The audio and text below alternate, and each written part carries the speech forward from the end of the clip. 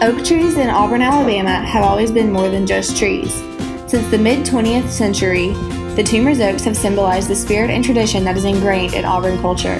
But in the Donald E. Davis Arboretum, oak trees are even more. They epitomize the diversity, resilience, and beauty of plant life. The Davis Arboretum began growing in the 1960s and hasn't stopped since.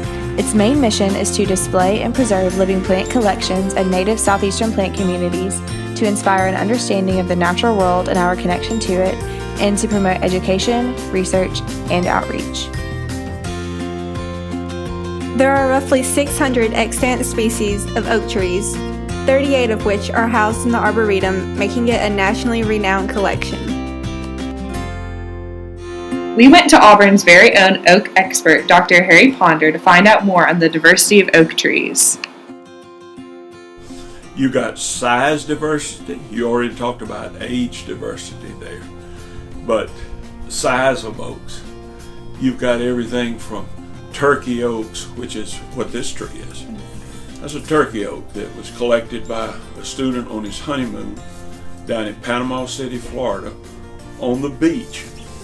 And in the deep sands, a turkey oak often might only get 10, 12 feet tall. Now, under more moist conditions, they can grow bigger. I've seen them 40 feet tall, 50 feet tall. But then you got other oaks like the northern red oak that'll grow 125 feet tall. So you got quite a bit of size diversity. The fall color diversity varies. Some have very good fall color. Some have very little fall color. Within the oaks, you got evergreens and deciduous oaks. So, and then the acorn size, you got very small acorns to the size of your little finger, to the big bur oak, which acorns can get almost baseball size. So you got tremendous diversity in most of the characteristics there. There's a number of diseases. Not so many of them are lethal, and not so many of them are endemic. Sudden oak wilt is a lethal disease, particularly in the nursery production end of it. Less so out there in the natural setting. But when they're producing it in nurseries and so forth, that can be a lethal. Most of it's nuisance stuff like oak leaf blister. That's a fungus disease, causes the leaves to have some swollen areas on it. It looks bad, it scares people, but it's not a significant problem. You really don't even need to spray it. The water oak Quercus nigra can thrive in swampy areas and compacted soil. Water oak does not compete well with the other species because of its slow early growth and intolerance to shade and competition. The water oak can grow to be up to 80 feet tall. The leaves of the water oak resemble a water droplet in their rounded shape. They are alternate, simple leaves that are bluish-green to a lustrous dark green color. The acorns grow in abundance and are approximately 1/2 inch in length, with alternating striated bands of brown and black. Water oak acorns are the preference for white-tailed deer, squirrels, raccoons, pigs, wild turkeys, mallards, wood ducks, and quail. The wood of the oak is weaker than most oaks. It was used as a source of timber and fuel in the 1600s. Natural enemies were primarily insects and microorganisms such as cone rust, rot, as well as the mistletoe. Quercus phellos, commonly known as the willow oak, is not your typical member of the red oak family. It doesn't have the common wide leaves with lobes like most red oaks. The willow oak has many slender leaves like a willow tree, but the leaves do not have teeth, and there is a tiny bristle at the end of each leaf, which allows for it to drain rainwater easily. These defining features of the leaves make it easy to tell it apart from the willow tree. Also, the leaves are simple and alternate. Its acorns are about 1/2 inch long with a greenish-brown saucer. The bark on these trees is a grayish-brown color, and the older trees have furrows. The willow oak gets its name from its willow tree-like look. Quercus virginiana, the live oak, is an iconic symbol of the South, ranging from Virginia to southern Florida and as far west as Texas. These oaks live for multiple centuries and are competitively durable and adaptable. They grow well in the sandy, salty soil of the southeast, and their deep, widespread roots anchor them against strong hurricane wind. These oaks are characterized by being more wide than tall, standing 40 to 80 feet tall, with low-hanging branches spanning 60 to 100 feet. Live oaks, named live because they are semi-deciduous, maintain green leaves all year until right before new ones bud. These stiff, leathery leaves are 1 inch long, are oval in shape, and have alternate arrangement. The live oak's small brown acorns grow in a cluster of 3 to 5 and mature in 1 season. The acorns are a source of nourishment for wild turkeys, squirrels, raccoons, and white-tailed deer.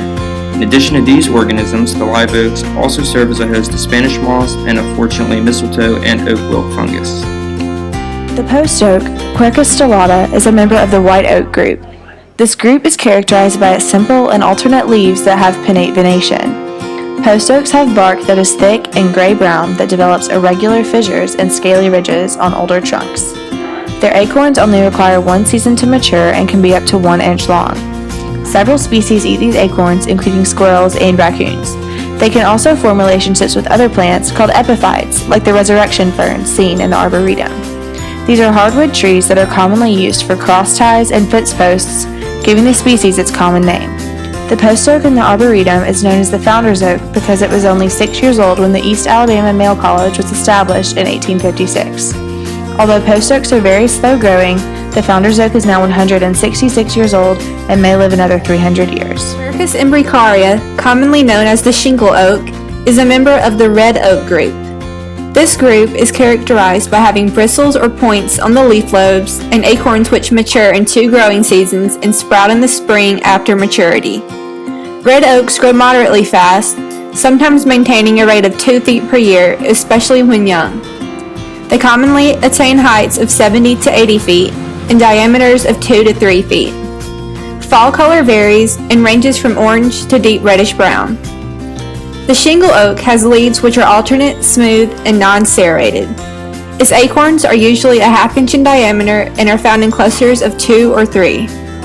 Its trunk is lightly furrowed but becomes more furrowed with age. The shingle oak gets its name from the fact that its wood, which splits easily, used to be used for shingles.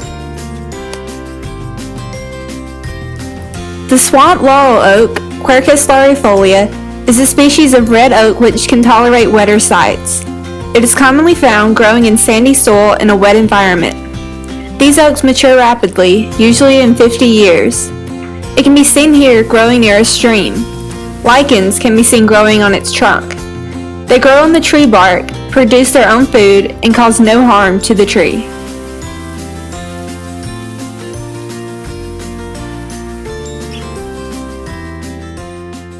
They're one of the foundational parts, well, our oak hickory forest, which is so much of the Deep South.